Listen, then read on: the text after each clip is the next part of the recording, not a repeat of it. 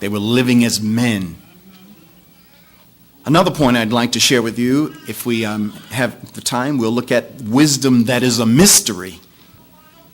Look at verse 7. We speak the wisdom of God, what? In a mystery. The hidden wisdom which God ordained before the ages for our glory. And should we have the time, we'll look at wisdom that is manifested. Because in verse 10, he says, but God, what? Has revealed them to us.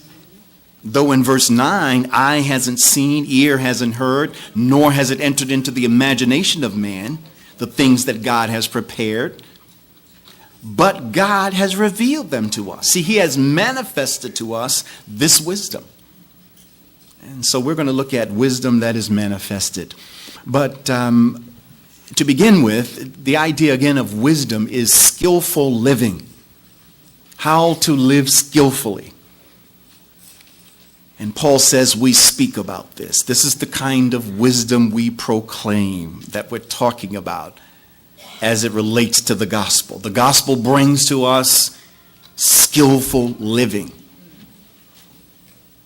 And he says we speak wisdom among those that are mature.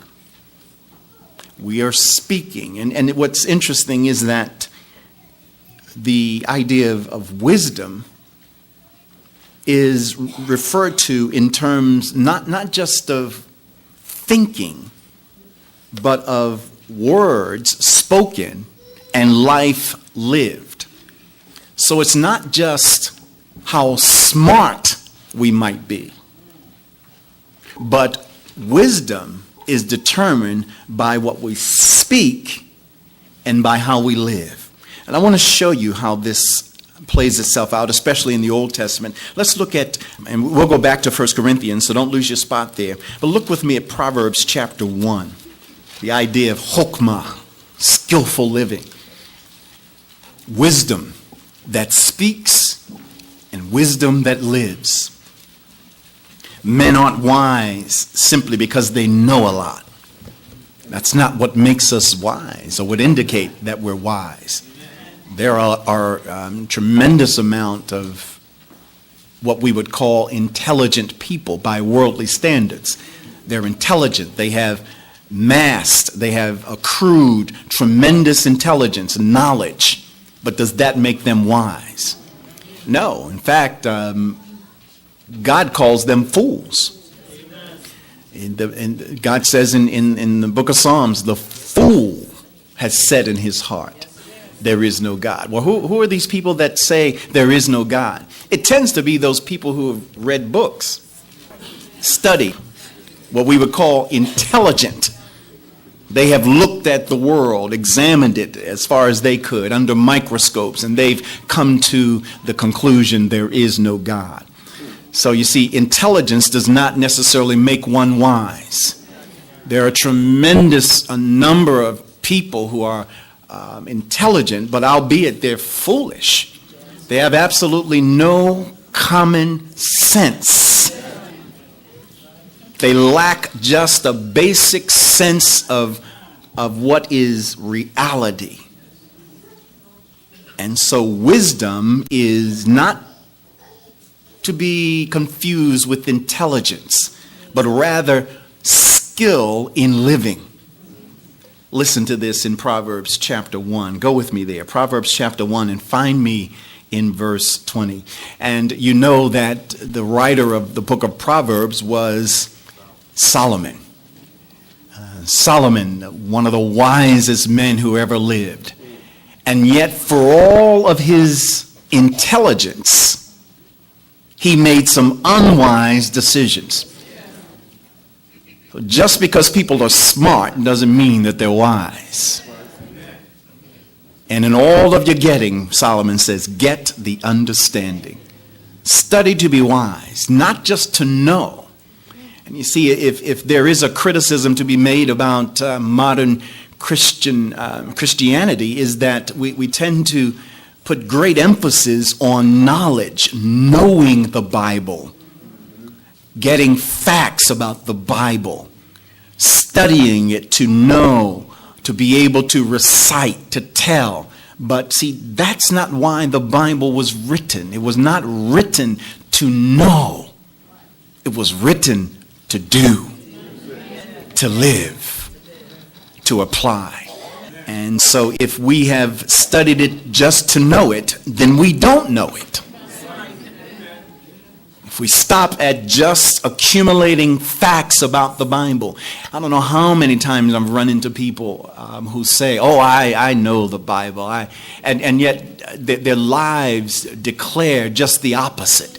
You see, what they know are things about the Bible, but they have not engaged the text.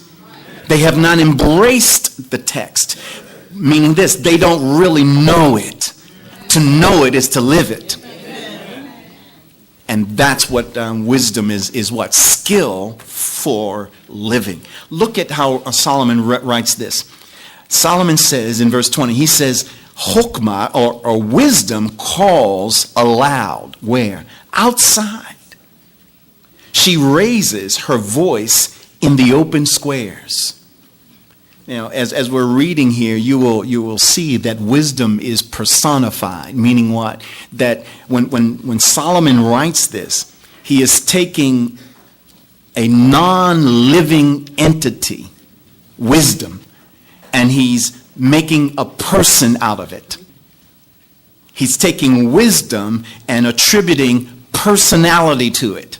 He says, she raises her voice in the open squares. I found it interesting that as Solomon writes about wisdom, and most times when it is referred to with female characteristics. She raises her voice. What? Chokmah. What? She calls. She raises her voice where? In the open squares. Out there in the public. She cries out in the chief concourses. She cries out in the marketplace. Outside, but also in the marketplace where people are hustling and going after life. At the openings of the gates in the city. Back in ancient times, at the gate, that's where business was conducted back in Old Testament times. And so men would go down to the gate of the city where the business was conducted, but also where legal issues were dealt with. And what?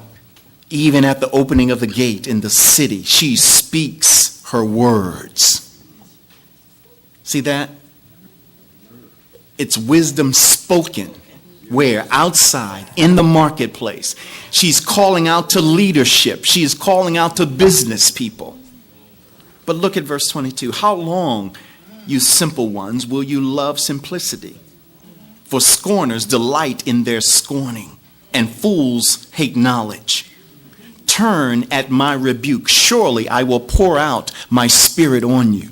Wisdom is saying, if you would just turn and listen to me, I will give you wisdom. I will make my words known to you, she says.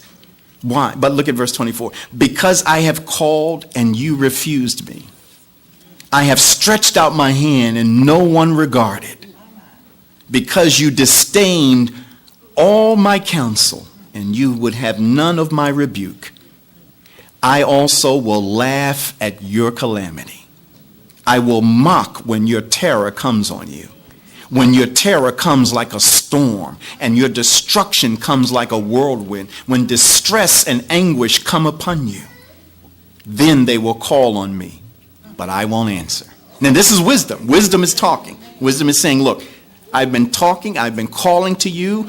Every place you've gone, you've heard my voice. I've shouted, I've raised my voice. You won't listen. But when you go through your trouble, when you go through your terror, when you've made your silly, foolish mistakes, and when you need help, I will not answer.